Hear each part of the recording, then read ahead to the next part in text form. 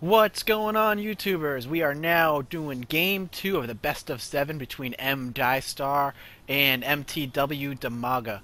Let's get this going. Last game we saw Dimaga win quite decisively. His playstyle, as I said, it was a very economic-based and macro-based play. He had very heavy lings and transferred into ultras, while our friend here, Diestar, decided to stick with a marine tank kind of mix. It didn't work out so well, and Dimaga won. I would highly suggest checking it out. It was on Crevasse, was the map.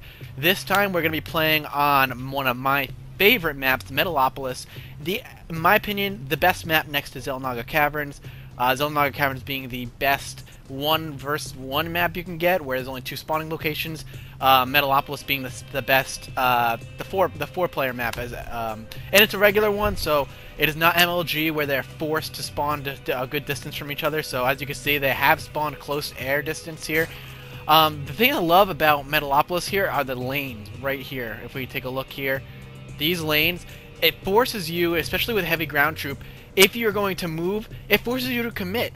If you get about halfway and you decide, oh crap, that's too much, or hey, he's attacking my base, turning around is such a pain in the ass, excuse my language. It's just gonna stop you from overcommitting, or if you commit, your army is out of place. It's gonna kind of screw you in that sense. But either way, I digress. We have the Overlord is in. Diestar does know it's there. He didn't see the Terran and pull back, as some people like to do. We do have Diestar building his barracks again, not walling in. I don't know about this call. It's going to allow Dimaga to do what he wants, and we look like we're going to get hatch first. We got a 16 hatch build going. We'll probably see pool right up very shortly, and I believe it's going to be 16 or 17 pool. Barracks is almost done. It is finishing up. We'll probably see a Marine popping out just as it's ready. And there we got there's the Marine. The orbital is transforming into the orbital command. We do have an SCV scout moving on out. I would hate to be the SCV. Pulled off the mineral line. Soldier, you are promoted. Go scout the enemy Zerg base. Do I get a gun? No. Do I get any armor, shields? No, you've got jetpacks. You can boost around really quick, so just go check it out. But I've got my drill. Don't question me, soldier. Go. And now you know you're doomed. So we've got the, poor guy. So we got the spawning pool popping up. We've got the extractor already down for our... We got a tech lab popping up for our SD defense. And what is this? Bunker rushing? We'll see how he handles this. The spawning pool is not done yet, and he is going to be forced to pull tons of drones off the line. There he goes, surrounding the SCV. Not gonna stop it from even finishing. SCV gets out of there scot-free. We have one Marine here doing what he can, but not gonna do much. Canceling that bunker.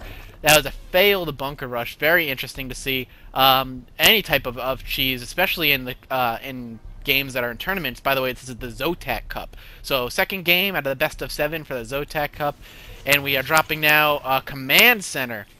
So we went barracks first, orbital, and he's going to be popping this over here. Perhaps we'll see a factory drop down here, maybe some blue flame Hellion play. That would not be surprising.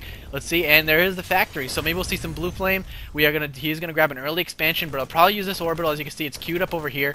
The orbital to sorry, it's not an orbital yet, but it'll be command center to pop more SCVs out and just kind of keep his economy up with our Zerg. He is even right now. Actually, he's a little ahead because of the mules.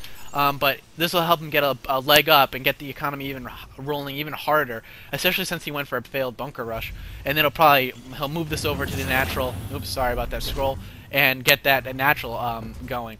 But the economy of the Zerg is already going to be just a little bit ahead. We do have layer going down now. No roaches first, going right for layer tech, which is a very, again, macro-centric build. Get all that tech up first, get the economy going, and just kind of get everything you need. And then when you need to build troops, especially as a Zerg, this is how it works. You only build troops when you absolutely need it. That's why you need such good scouting and having early lings, and especially if you go a heavy ling build like you did last game, having that map control, knowing when your opponent is moving out, allows you to build the units you deem necessary to counter that. We do have Blue Flame going down for the upgrade. We have some Hellions popping out. We have a couple Spine Crawlers going down for Dimaga here. We have a bunker going up over here in our friend's expansion. And we are moving his orbital now, with the bunker being placed in a very defensive position. We have, as far as units go, 3 Zerglings on the field, 1 Reaper, and he is gone. And we have, again, the Hellions coming out, and we have 2 Queens down. So again, not a lot of troops out for either of our players here. More for our, and there's for our Terran. But there we go. We got the scout in. He does see this Zergling has paid for itself and then some, being able to scout everything he needs to. We do have a reactor going down, so heavy Hellions it looks like that we're going to be seeing. And with this build, he's going to try to probably do some early or some drone harass. But again, that Zergling has paid for itself. He knows both of those are going to be down. He is going to be building units to compensate for that build. We have a lot of Zerglings. We're going to have about 20 Zerglings on the field, 20 pairs of Zerglings. Blue Flame almost done. He's probably not going to attack till that Blue Flame is done. We have the reactor's almost finished. A couple more supply depots. Never want to get supply blocked. He's very close to it, but didn't. Same thing with him, with Dimaga. We do have Infestation Pit going down, so we're going to see some early Zergling Infestor play, maybe. We'll see. Again, he does seem to be going that heavy Zergling composition again. It worked so well from last time. Maybe this time we'll see Diestar kind of be able to read that really quick and counter it. Maybe we'll have to force Dimaga to do something else, but it worked so well last game for Dimaga that he just kind of sees what he's going for and knows he's going for that Blue Flame, and just reacts with just cheap units. Zerglings are so cheap, allows that economy to just kind of build up, uses that gas for upgrades instead of units, and is able to just make surround. We got the scan going down here. We have a lot of Hellions coming in, killing off those creep tumors, which is very, very smart and very necessary. Stop that creep spread. With another queen out, I would highly suggest. We got another one here. We've got 5, 6, 7. I got good math going on. 7 Hellions kind of popping in, popping out. 8 Hellions on the field. We got Stim Pack going down. A few more Marines. We got 2 Infestors on the way. Pathogen Gland. So they're going to have that right when they pop. He had that perfectly timed. So right when those Infestors pop, the Pathogen Gland is going to be down, and he's going to be able to do fungal growth immediately without having to wait. We have another hatchery going down here. The Hellions are going to see it. Are not going to press it. Again, Hellions don't do a lot of damage, but he could kind of push this and either do a lot of damage and force Dimaga to move his troops up here, or force a cancel. I'm surprised he hasn't continued harassing that. Maybe he can't. It's going to be difficult for him to get back here with these 3 spine crawlers and a queen. We do have more. We have overlords on the way. We have more infestors popping up. We do have some infestors now on the field. We got 14 more pairs of Zerglings coming up, and while on the field we have 32 Zerglings and 50 drones to his 42 SCVs. We have 1 Marauder on the field for M Diestar. We have 8 Hellions and we have 7 Marines. So right now, if he was to push out and try to do harass, the Zerglings and the Spine Crawlers themselves would just defend Dimaga so well. And that 3rd expansion was a little early. I guess he just felt safe enough where he didn't have to worry about. He felt like he could just take those expansions as he wanted. We have 2 Evo chambers going down for double ups, being able to take those upgrades really early. Again, all that gas has just been spent on Infestors now at this point. Upgrades for the Infestors, popping up the layer, and Hive. I would not be surprised to see Hive very soon, keeping the saturation very good. And again, he's looking for that heavy Zergling build. So maybe we'll see some cracklings. Maybe he'll transition to ultras again. Diestar doesn't seem to be doing anything different. We have siege tech on the way with 1 siege tank. If we take a look over here, we do have a couple siege tanks on the field, 3. We have a bunker that is full of Marines. A few Marines up on the field. We are building another barracks here with a reactor, so maybe a heavy Marines. Again, what he did last time, it didn't work out too well. He should know that Dimaga is going the same build, so maybe he'll transition to like Starport or something, or have a hidden Starport. I don't know about that. We'll see. Again, he has good saturation on his main. Excuse me, I had something in my throat there. Again, a little good saturation over here. He's recycling that bunker, so he's going to be pushing forward now with the siege tanks. Maybe he thinks it's enough. We have one lone Marauder leading the group here. I would try to expand if I was him. He has plenty of money to expand. Here we go, the Zerglings surrounding the siege tanks. We have 1 siege tank sieged up. We have the Infestors popping over, dropping some fungal growth, not allowing those Marines to go. Those Zerglings are trying to clean everything up, dropping some infested Terrans, forcing those siege tanks to do splash damage to their own units. The infested Terran's going to pop, clean up the rest, and they're going to pull back with his Infestors, losing all the Zerglings. But again, Zerglings are so cheap, he can just re-max on those. Those infested Terrans are just going to clean that attack up. Zergling Infestor, just the Hellions now doing what they can, roasting an Infestor or 2. Not going to be able to move too far into the base, unfortunately, and just roasting up what's left of those infested Terrans and forcing M Diestar to pull back.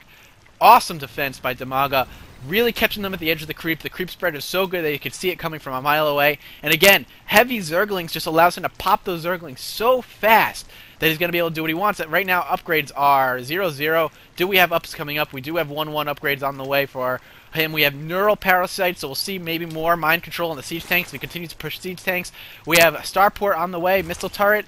Sorry, not a starport. That is just a missile turret. I apologize. 2 more barracks on the way for Terran here. We've got him lining up at the creep again. Still pumping out siege tanks now at this point with siege tech upgraded. Do we have any upgrades in the siege tanks? Let's take a look here. I didn't see armor pop down, so I doubt it. No, our marines are not upgraded yet. We have level 1 shields on the way, and we do have a few more siege tanks. Whew. Alright, let's see. He's got infantry armor on the way. He's going to be making another push, leapfrogging those siege tanks, which is smart. Taking out the overlords, trying to, any free units is good. We do have SCVs here to do repairing on the Hellions, though unless those SCVs are going to be dropping bunkers, I don't see what the point of bringing them over is. The Zergling Infester is just going to be too good to stop. We do look like he is repositioning one of his spine crawlers to the high ground. Very, very smart move. And there's a bunker dropping down for some early defense. He does see this. He knows it's coming, obviously, and that is going to be able to do it. I like the placement of these spine crawlers because he's kind of narrowed out a corner where if they get too close, either one is just gonna be able to attack. We have a siege tank doing some damage here though to the spine crawler. Doesn't think that's gonna last long. He's not gonna pull it up and reposition it. A lot more infestors on the ground. A lot more Zerglings. They are 1-1 with 2-2 upgrades on the way. Again, his army is just not that good right now. It's not big. Making an aggressive push like this, knowing that Dimaga is just macroing up. And look, Dimaga knows he's going to be fine. He grabs another expansion, and we're going to be pushing out, mind controlling one of the siege tanks, again doing more splash damage, forcing them to keep away from the ledge as the Zerglings just kind of push in. We're going to see some fungal growth drop in the Marines to weaken them up, I assume. There it is, dropping the fungal as they just kind of wipe up their own troops. Just clean up, and the spine crawler just taking special pokes from the high ground. More fungals, more mind controls.